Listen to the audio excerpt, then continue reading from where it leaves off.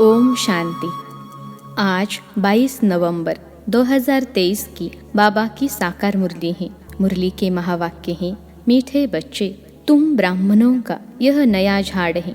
इसकी वृद्धि भी करनी है तो संभाल भी करनी है, क्योंकि नए झाड़ को चिड़ियाएं खा जाती हैं। प्रश्न है, ब्राह्मण झाड़ में निकले हुए पत्ते मुरझाते क्यों हैं? कारण और निवारण क्या है? उत्तर है, बाप जो ज्ञान के वंडरफुल राज सुनाते हैं, वह न समझने के कारण संशय उत्पन्न होता है। इसलिए नए नए पत्ते मुरझा जाते हैं, फिर पढ़ाई छोड़ देते हैं। इसमें समझाने वाले बच्चे बहुत होशियार चाहिए। अगर कोई संशय उठता है तो बड़ों से पूछना चाहिए। उत्तर नहीं मिलता तो बाप से भी पूछ सकते हैं। गीत है, प्रीतम आन मिलो। ओम शांति। गीत तो बच्चों ने बहुत बार सुने हैं। दुख में भगवान को सभी बुलाते हैं। तुम्हारे पास तो वह बैठे हैं, तुमको सभी दुखों से लिबरेट कर रहे हैं।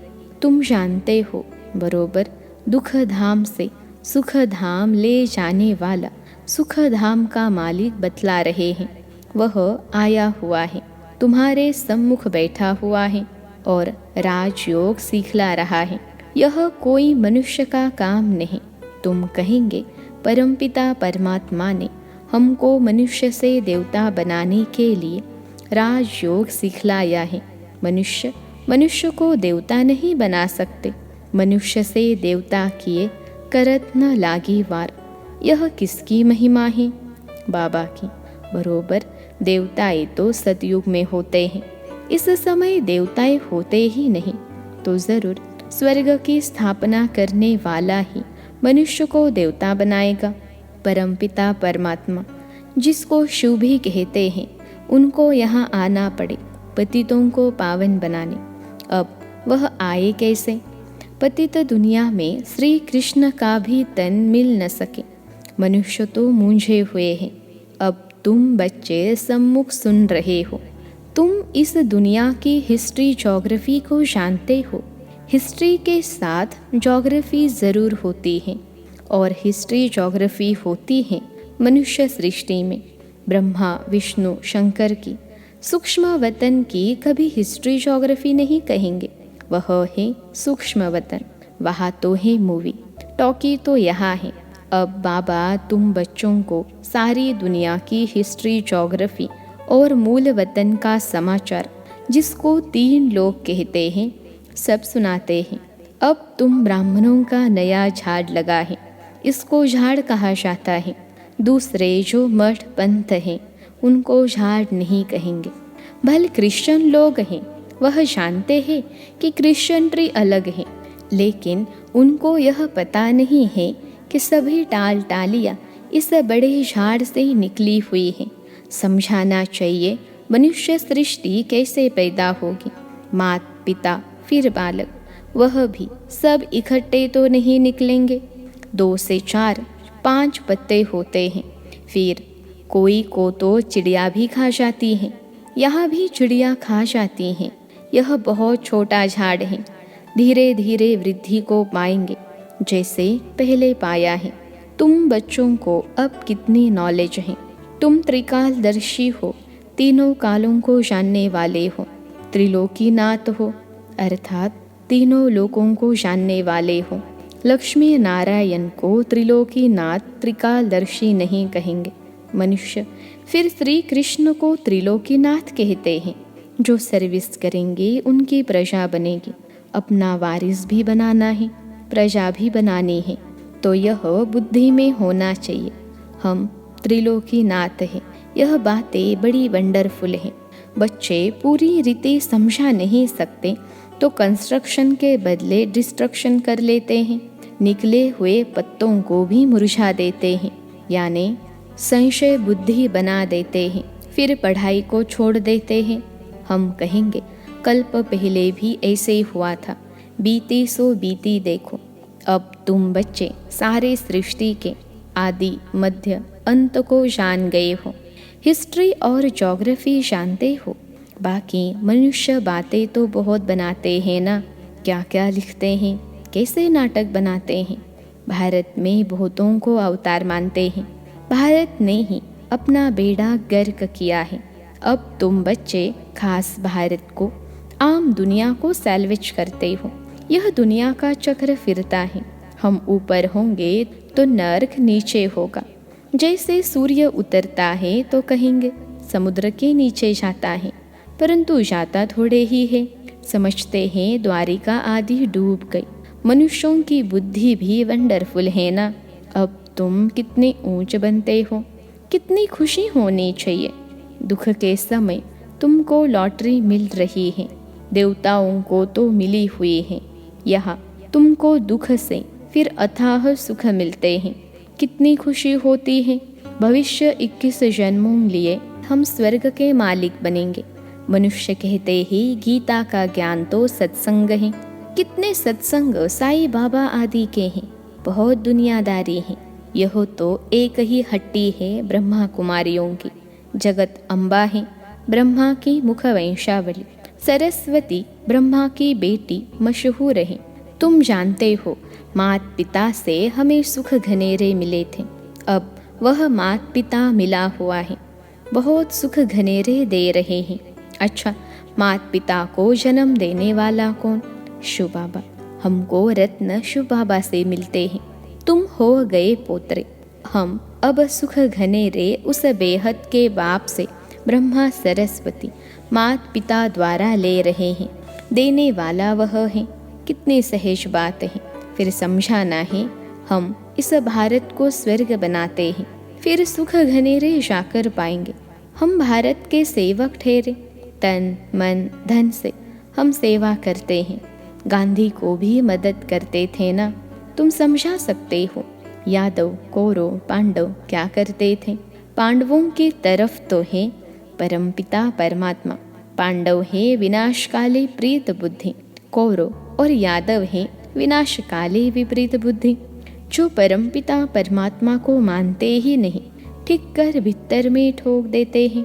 तुम्हारी उनके सिवाय और कोई के साथ प्रीत नहीं है तो बहुत हर्षित रहना चाहिए।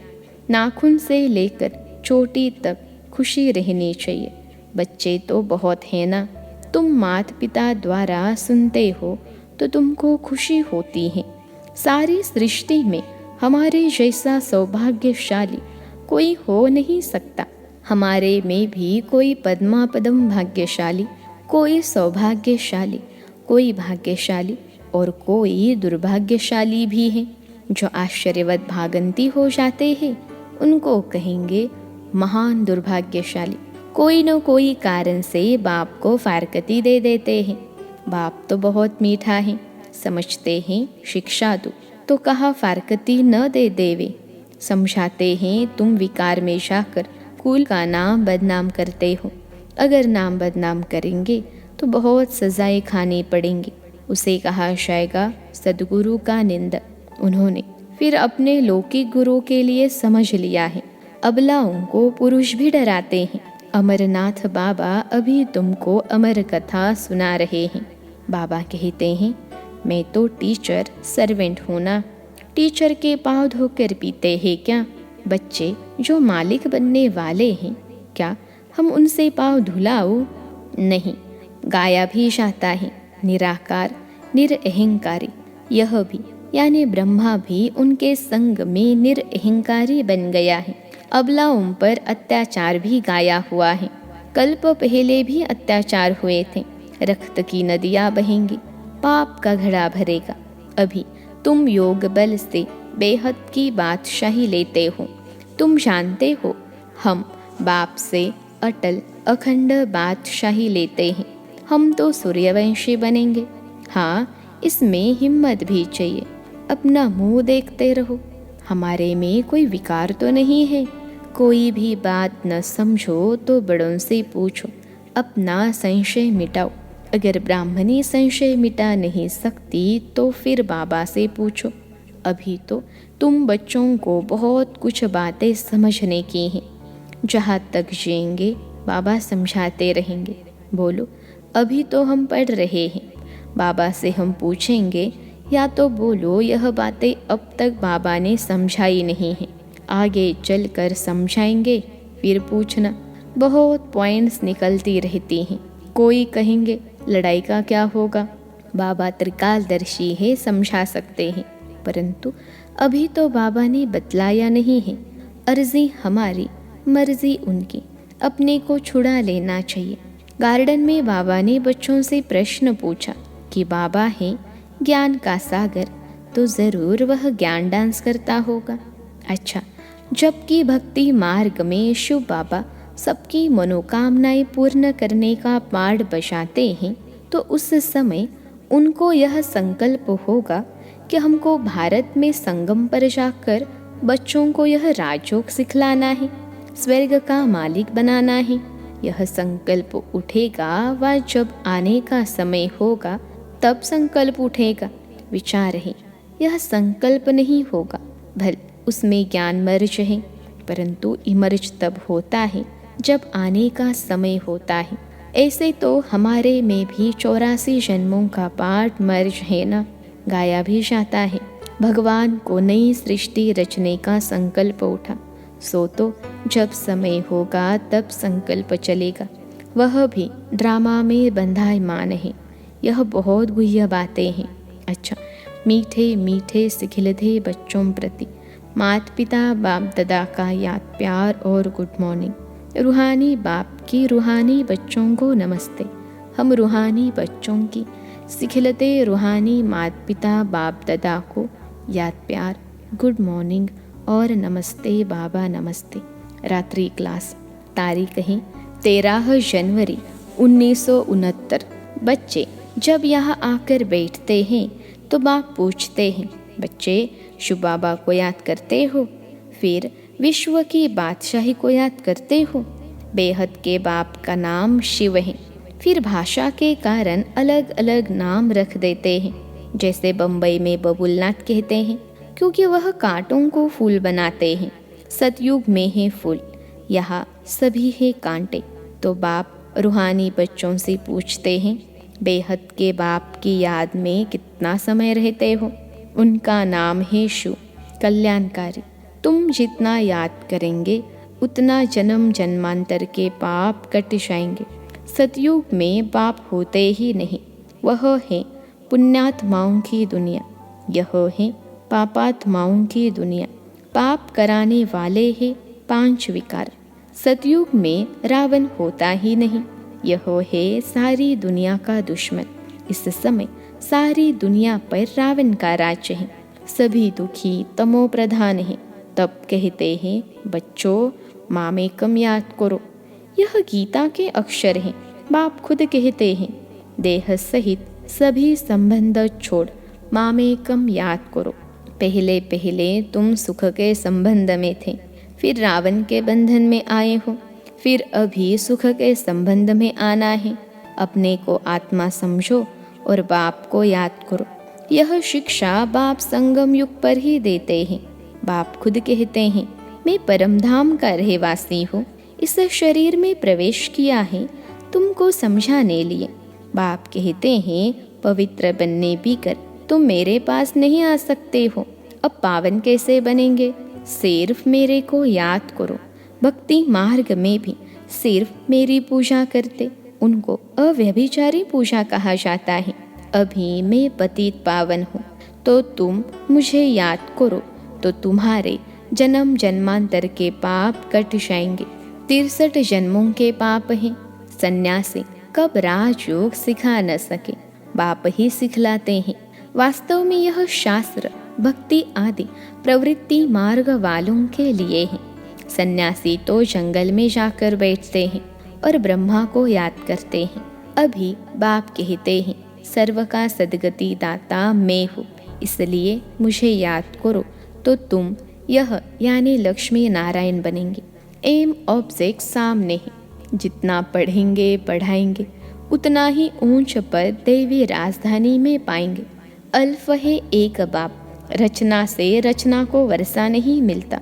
यह है बेहद का बाप, तो बेहद का वर्षा देते हैं। तुम स्वर्ग में सद्गति में होंगे, बाकी सभी आत्माएं वापस घर चली जाएंगी।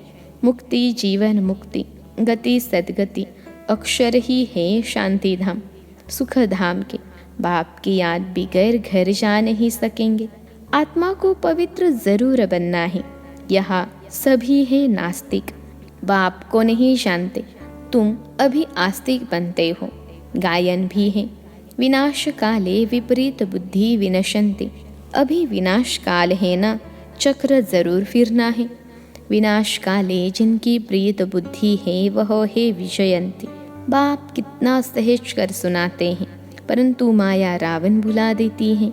अभी इस पुरानी दुनिया का अंत है, वह है अमर लोक, वहाँ काल होता नहीं। बाप को कहते हैं आओ साथ में हम सभी को ले चलो, तो काल ठहराना। सतयुग में कितना छोटा झाड़ है, अभी बहुत बड़ा झाड़ है। ब्रह्मा और विष्णु का ऑक्यूपेशन क्या है? विष्णु को देवता कहते हैं, ब्रह्मा को तो कोई जेवर आदि है नहीं। वहाँ न ब्रह्मा न विष्णु न शंकर है। प्रजापिता ब्रह्मा तो यहाँ है। सूक्ष्म वतन का सिर्फ साक्षात्कार होता है। स्थूल सूक्ष्म मूल है ना, सूक्ष्म वतन में है मूवी। यह समझने की बातें हैं। यह गीता पाठशाला है जहाँ तुम राजयोग सीखते हो। शिव बाबा पढ़ाते हैं तो ज़रूर शिव बाबा ही याद आएंगे ना। अच्छा, रूहानी बच्चों को रूहानी बाप दादा का याद प्यार गुड नाइट। रूहानी बच्चों की रूहानी बाप की नमस्ते। हम रूहानी बच्चों की सिखलते रूहानी माता पिता बाप दादा को याद प्यार गुड मॉर्निंग और नमस्ते बाबा नमस्ते। धारणा के लिए मुख्य सार पहली पॉइंट है, दुख के समय अपार सुखों की जो लॉटरी मिली है, एक बाप से सच्ची प्रीत हुई है, उसका सिमरन कर सदा खुशी में रहना है। दूसरे पॉइंट है, बाप दादा समान निराकारी और निरअहंकारी बनना है। हिम्मत रख विकारों पर जीत पानी है। योग बल से बादशाही लेनी है। आज का वरदान है, कर्म करते शक्तिशाली स्टेज पर स्थित हो, रूहानी पर्सनैलिटी का अनुभव करने वाले कर्म योगी भव।